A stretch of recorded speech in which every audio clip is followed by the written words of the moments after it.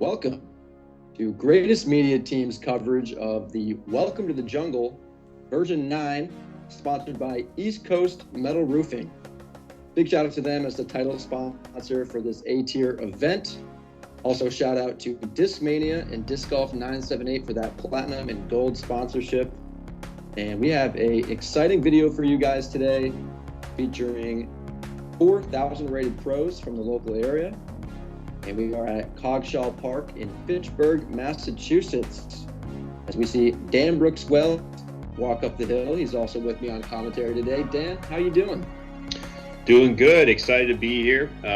Really happy you guys asked me to do this. I love the chance to get up here and play this course. First time here, and heard great things. So I'm really excited. All right, quick shout out to Bob Kulchuk, tournament director, been running this event for a while. We have our first competitor, Dylan Capaccioli, Halifax, Massachusetts, highest rated player in the event at 1014. You're going to be seeing some large sidearms from him. Yeah, it's myself coming in around 1,000 and first time on the course. Let's do it.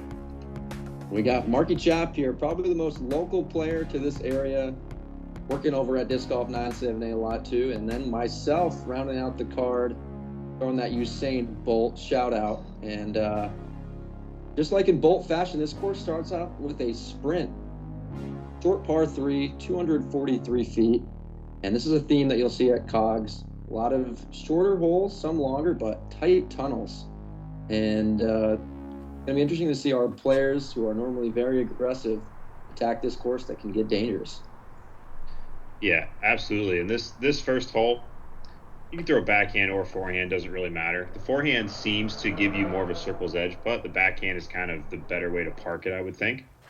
But I'm just trying to give myself any sort of a putt. You see Dylan catches one a little early there. I'm taking an overstable fairway, a Terra. I'm just trying to hit the gap. Yeah, it's beautiful. Just playing to your strengths. And I mentioned how Dylan's strength is the forehand. He actually goes to the backhand there. Probably looking for that greedy park job, but I like your play right there, Dan. Thanks. Yeah, I think so. As Chappie catches one and gets the death kick. Dylan afterwards told me, he goes, I never throw the backhand on this hole. I don't know why I did that. So maybe next shot he'll give the forehand a try. What are you throwing here, Harry? This is a beat-up Rainmaker, just a baseline. Floppy little disc. I've never really been too much of a baseline putter thrower, but really liking the way it just easily turns for me on my natural release, and able to control the fairway the whole way.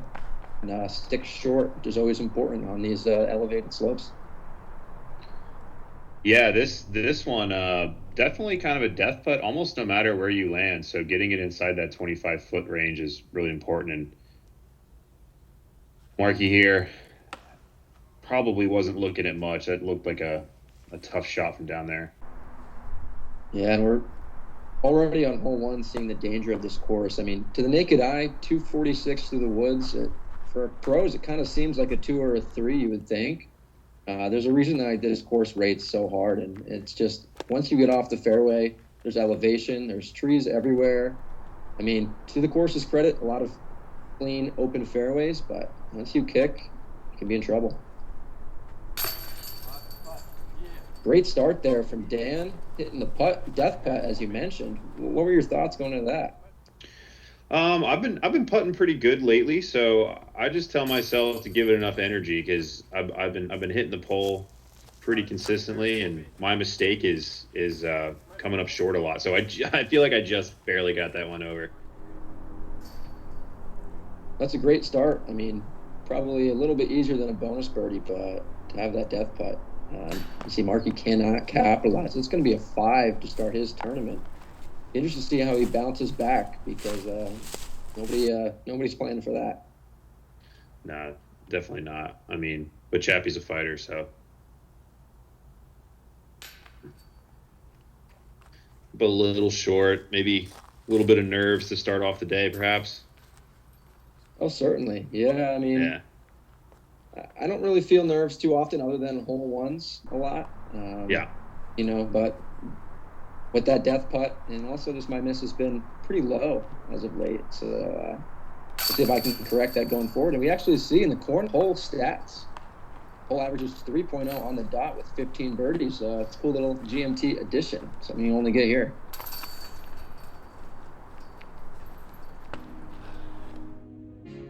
All right, next up we have hole 2 just across the road here, which is going to be playing as out of bounds. Again, kind of a forehand or backhand is possible here. You want to just turn something through this gap that the drone's flying. A very signature elevated basket from this awesome hole. It's very short but quite technical. We'll see how our players attack it. I'm going with my pyro here, just trying to give it enough height and room for it to swing over. That's well done again. Dan, you look primed for a 2-for-2 start. Always a good thing on any course. Mm-hmm. See if Dylan can follow suit.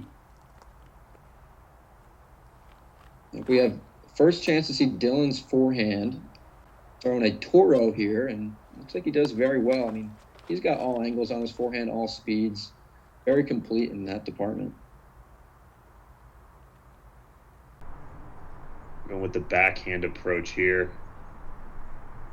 Very well done. Hits the gap. Oh, oh man. That got like a 30-foot slide back down the hill.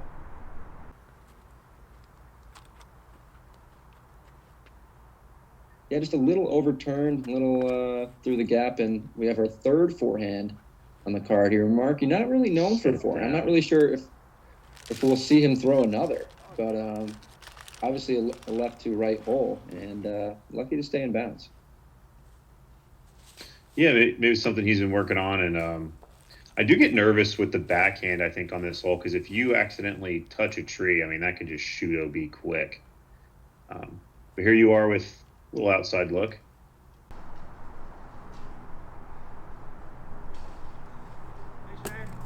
Yep, and the air ball result, not your typical air ball, though. Nothing really to stop you. But yeah, that's right. That's true. Yeah, going to be a tester putt coming back as Dylan gets on the board. Yeah, very nice. And one thing you could see about this elevated basket, so this is something I noticed. They have it tied in 4 different places, and this thing really doesn't swing. So, like you right there, that's a nice putt to save your par, and this basket just stables up. So, those of you hanging baskets, pay attention. Yeah, absolutely. Really good work done on this course. Actually, some new improvements this year that we'll see in a bit. So shout out to Kulchuk and his whole team as we got some more stats. 26 birdies on this hole. It's honestly a little surprising.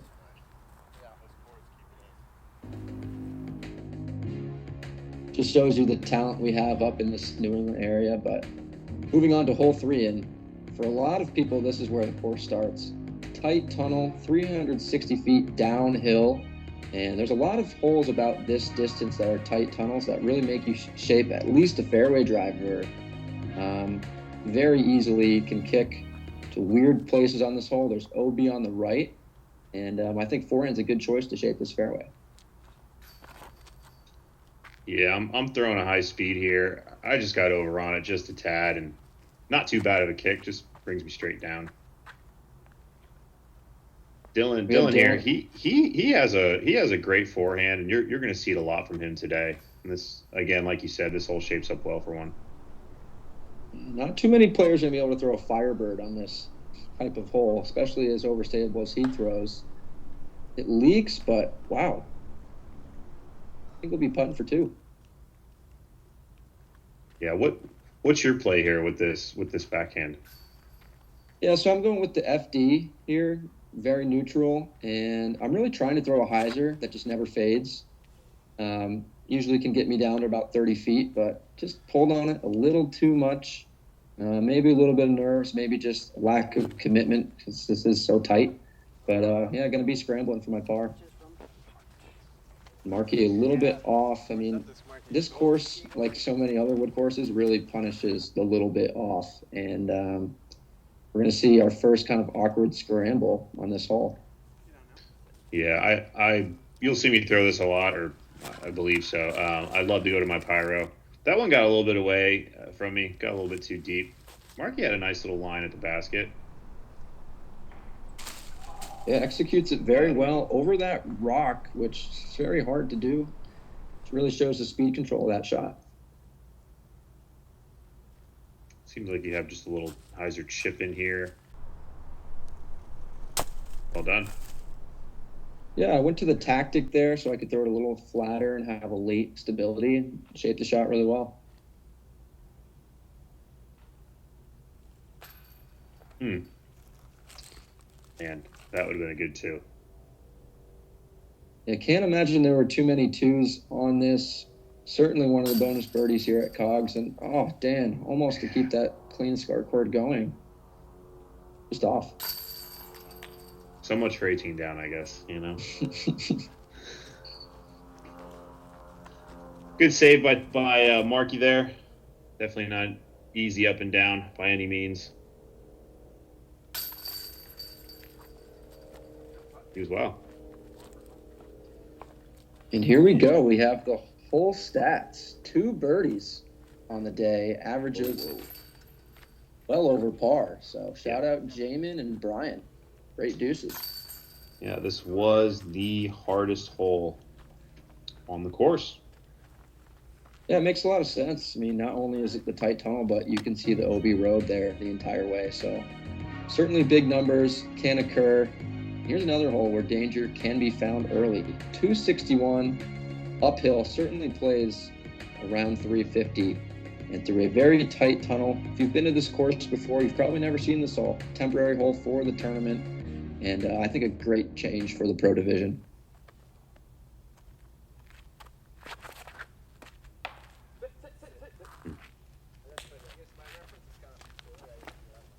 Early kick there from Dylan, a little uncharacteristic from him, but he's got the power to maybe save the par.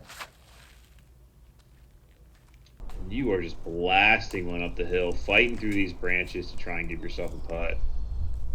I like that route. I like trying to throw something like a hyzer flip up that side. It finishes naturally to the basket. For sure. I mean, it's very difficult since you don't really typically throw uphill to these landing points on hyzer.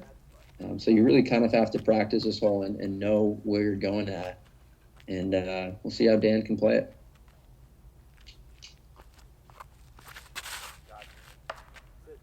It's one of those ones you just know out of the hand, you know? You're like, nope, that ain't Yep, right on it. And we're going to see some 2 very difficult scrambles. I mean, it's an impressive par from here. I'll be honest, this was tough.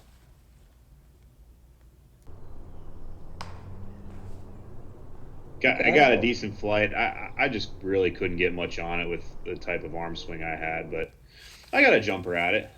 For sure. Dylan has a similar look to me. He was just a little bit to the left of where I was. And it's also, I mean, the camera is not really doing it justice, but this is so uphill at this point. You're really not getting much power from the legs. Yeah, exactly. And he ripped that. That looks like a good shot. We'll see if he can save the par. Really doing well for his scorecard. Oh, we'll actually see a catch cam view of this shot. Must have been fantastic. Come on now. Oh, yeah. Well done there from Dylan. And, yeah, going to save the par on this difficult hole. We'll see if Dan can make this one. Match Give him. it all you got. It's too short. Couldn't do it.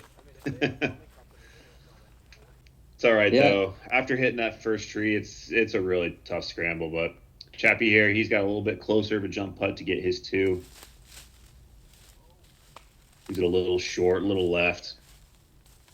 Doesn't seem like, you know. Oh, and you have a, circle's edge birdie look here? Yeah, probably about 28 feet, I would say. And, just right side. You know, it's tough. I haven't really made solid putt yet. That one just kind of felt like I threw it up there, not very committed, and yeah, didn't get rewarded with the perfect putt there.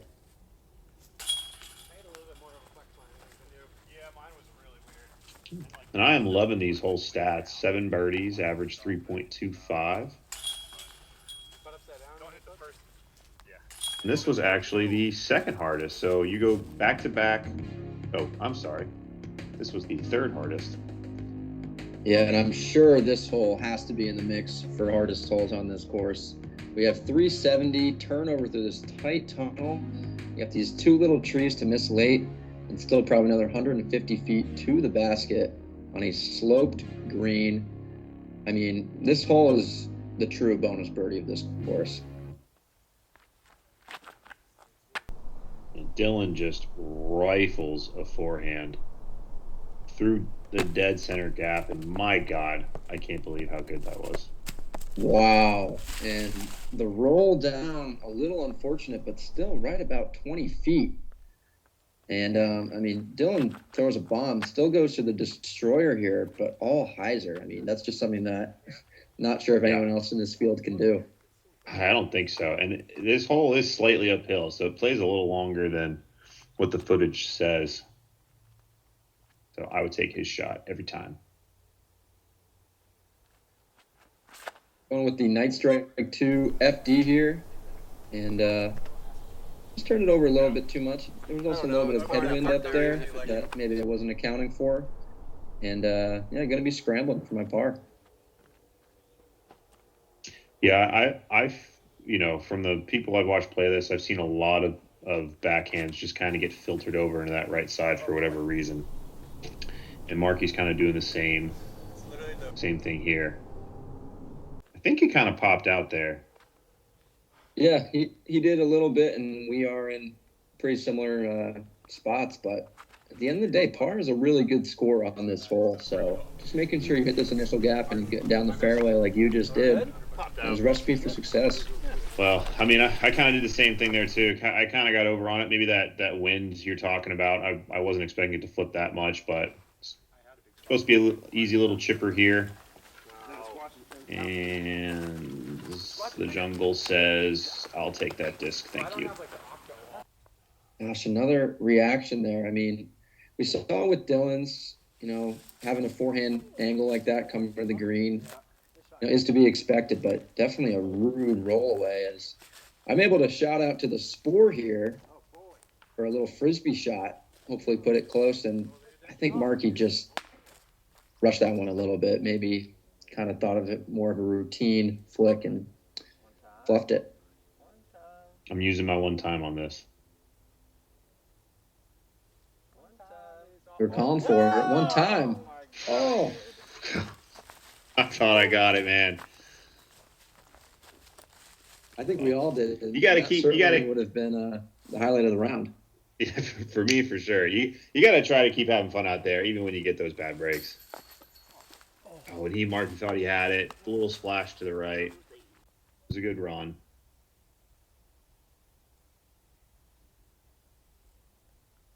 And Dylan for the solo 2.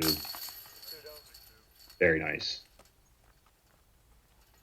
A great putt. I mean, it's almost a little easier not knowing that your disc didn't hit the pole almost and roll away. We just had no idea. And, he just thinks of it as 20 feet and great scenario. There is, wow, 4 birdies on this hole. That is quite impressive. So shout out to the other 3. Absolutely. And guys, I was mistaken. Hole 3 is not the hardest. This is the hardest hole. It's this hole, then hole 3, then hole 4. So you are playing the top 3 hardest holes back to back to back. So it only gets easier from here. Yeah, I mean, from playing this tournament before, this is kind of what's known as the gauntlet, in my opinion. Holes really 3 through 7. So we still got 2 more doozies coming up because this hole is anything but easy. About 315 or 312 says it. It plays longer, certainly longer, more around 360, I would say. And we have this huge valley in between. And any disc that goes to the bottom of that is basically an instant bogey.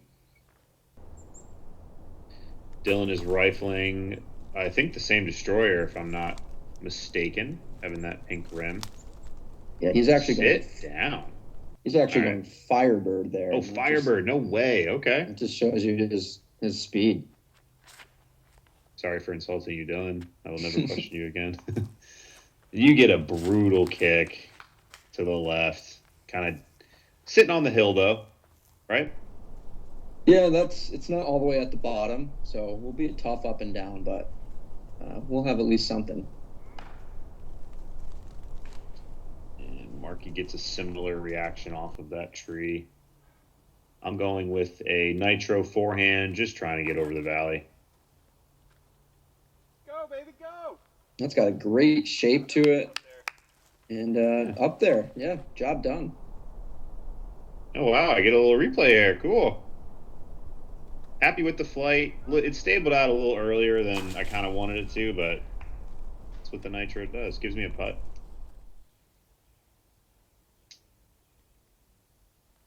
Here I am about halfway up the hill, going to a turnover forehand. Just kind of picked one gap through there, and I just let everything else happen. Really good. I remember standing to the right of you when that flight, that came out of your hand, and I just thought, perfect. That's it. We have a overhand sighting here from Marky, and I guess we'll see where that ends up. That's great. What a shot. I missed a little right. No big deal. Nothing wrong with the par on this one.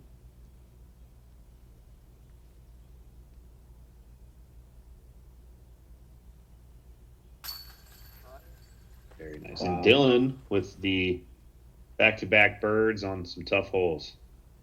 Yeah, I mean, I mentioned the gauntlet earlier. I mean, hole 3 missed a birdie putt, very close to going in. Hole 4, tremendous par save, and then gets 5 and 6. So Dylan is really making good work of the hardest part of the course here, and we'll see if we can keep that momentum going through the easier holes.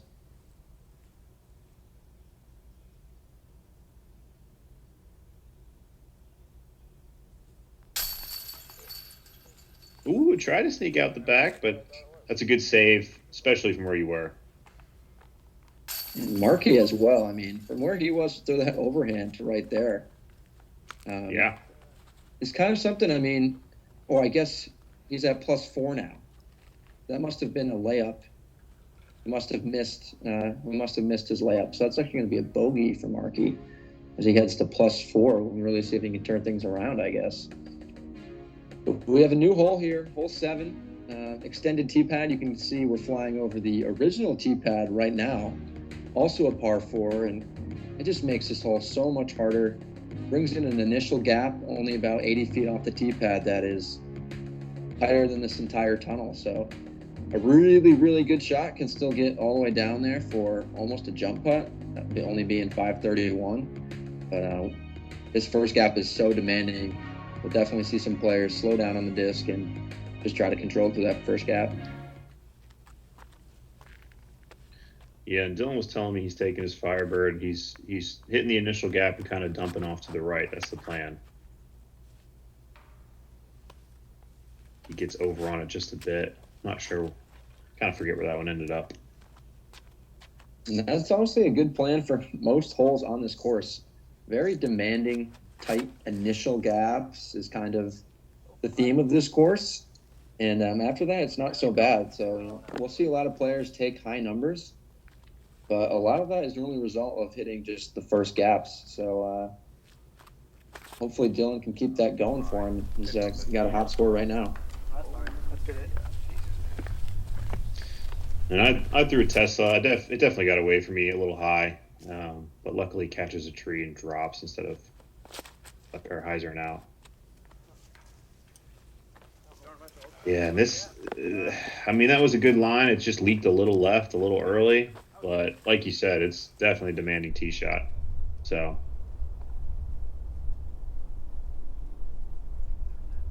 Yeah, having to hit a gap like this when there's a little bit of a backup is one of the things that makes playing tournaments hard. I mean, you just have thrown so many shots and then you got to sit for about 10 minutes. You really start to think about that gap. Negative thoughts start to creep in. So much harder just playing it in a tournament than you are playing casually because there's just no ramifications of throwing a shank.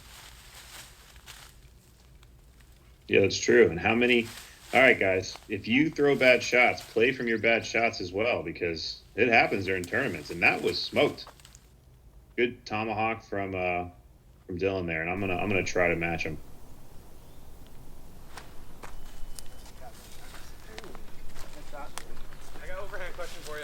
sir.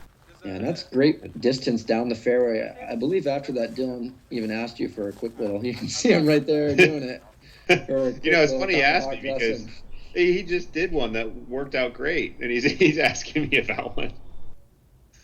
Always learning, right? Everyone. Great. Seemed to fight through a little bit. Should be maybe even a long look there, huh? Yeah, a little long look. I mean, kind of landed in a really good spot for not so great of a shot. And definitely did not take full advantage of that. And hello, little tree direction there. That's going to help Marky hopefully pick up his round a little bit. Wide hyzer works out for him. Dylan leaves this one a little short.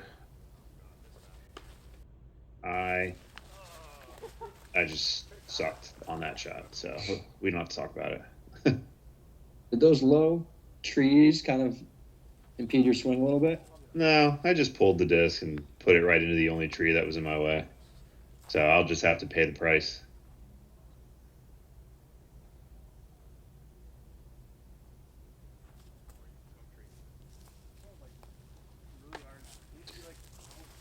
Decent bid. Yeah, I think normally I would lay up a putt like that, but I don't know if you guys have noticed, but this will hopefully be my 7th par in a row. So just trying to get something started. As great par save there from Dylan to keep his score strong. Yeah.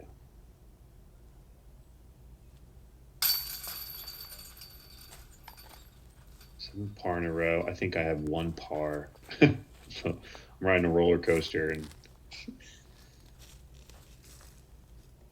Yep, your 2 favorite commentators playing some different brands of golf here. Yeah, that's for sure.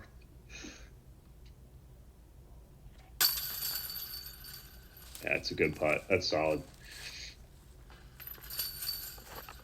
Yep, I will collect my 7th par in a row. Then clean up for bogey. And, I mean, this is next hole. We're now out of the gauntlet. So hopefully we can start scoring and get back to some negative numbers. I mean, a hot round here can really be anywhere from 7 to 10 under. So hopefully right here is where the birdies will start for this card. Under 200 feet, the only hole on the course that's going to come in at that range. Soft little turnover to the right. And this is really all down to execution. Hopefully our players can dial up the right shot. Yeah. And it's probably no surprise to anyone, but what makes this hole hard is it is the easiest hole in the course. So it's like a feel like I need to get the 2 type of hole, which makes it harder in that way. Dylan throws a good shot. You throw a similar shot to match him.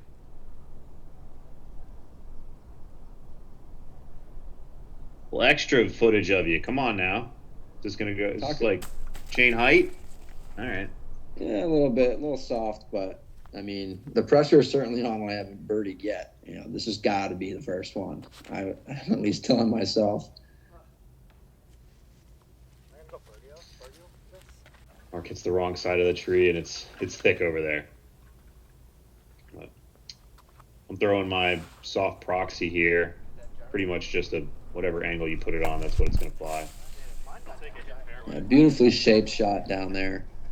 And we got 3 players real close. We'll see what Marky can do and maybe bring us a star frame with a big putt.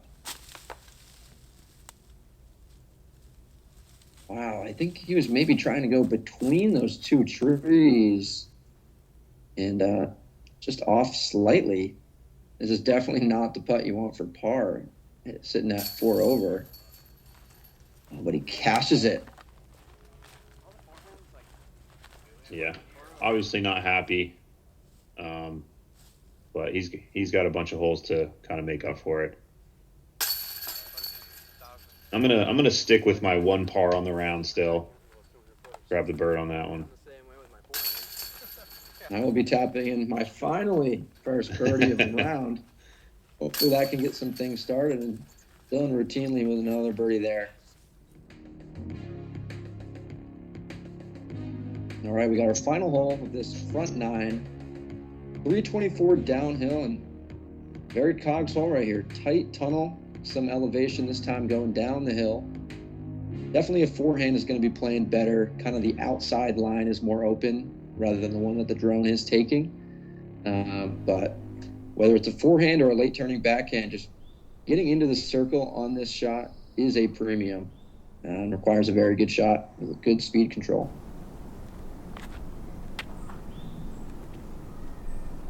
It's like an overstable approach disc here. Catches an early one.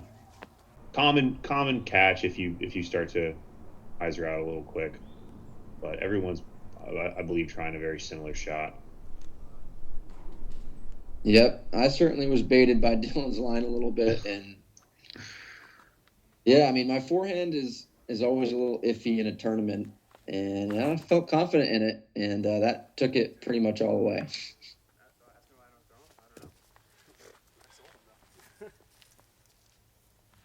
I got over on that one as well. Probably pretty easy to do on this hole. I think it's common. But Marky's going to take the road less traveled with the backhand. Let's see if this What thing putter can is get. this? It's going to be a practice for Mark. Probably his favorite disc in the bag if you ask him. Thought Space sponsored pro, and he even putts with this disc from about 50 feet, even though it's premium plastic, just because he likes it so much and plays it very well. I really like what he did there. He didn't try to really turn it to a park job. He said, I'm going to throw the backhand here. I'm going to throw it down the tunnel, and I'm going to take my 25-footer, but I'm going to land at 25 feet more of the time.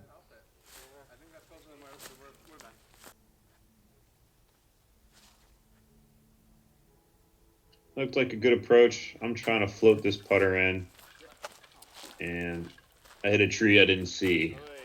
So I'm a little bit outside the circle for my par look there. Dylan has a look at bird. I'm curious if he's running this one because it's a pretty steep drop off. Oh, he's going for it Yeah. off the top. I mean, I don't really know if many other players in the tournament are running that putt again. Yeah, that Cameron hard not with that really much doing confidence.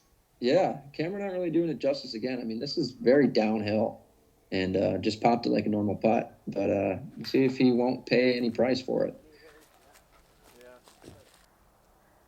I certainly did. I'll stick with my one par for the front nine. It's all good.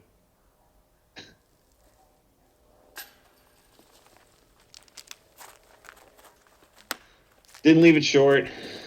Obviously not happy. Dealing with his comeback putt to save his par.